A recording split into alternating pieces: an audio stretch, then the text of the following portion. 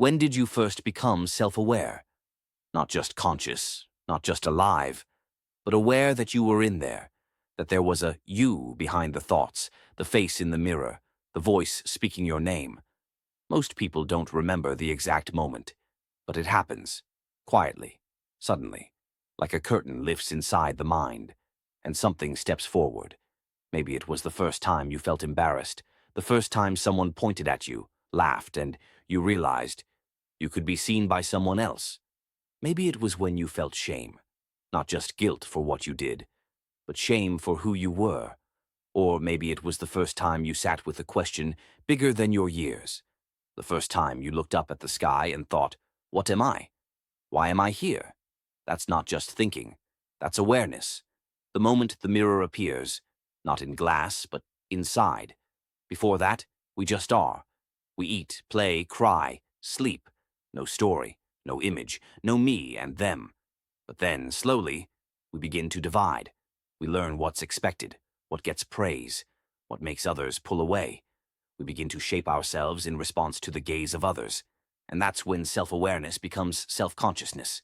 It's a beautiful gift, to be able to reflect, to ask, to wonder, to imagine.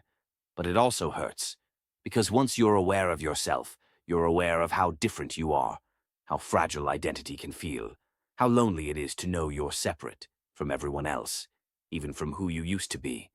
Self-awareness brings growth, but it also brings grief. The grief of innocence lost, of no longer being one with the moment, of knowing that every action is now being watched by that inner voice, the observer, the narrator, the part of you that stands behind your own life and whispers commentary as you live it. But here's the thing. Self-awareness isn't the enemy. It's the beginning of depth, the first doorway into presence, into honesty, into real choice. Because once you can see yourself, you can change. You can question who you've become. You can return to what feels real. You can stop living on autopilot and start showing up on purpose. So maybe the better question isn't, when did you become self-aware? Maybe it's, what have you done with it since? Have you turned it into judgment? Into perfectionism? Into performance? Or have you used it to soften? To witness yourself with love? To become the kind of person who's not just aware of themselves, but kind to themselves? Self-awareness can isolate, but it can also liberate. It can be a prison or a path. It all depends on how gently you hold what you see.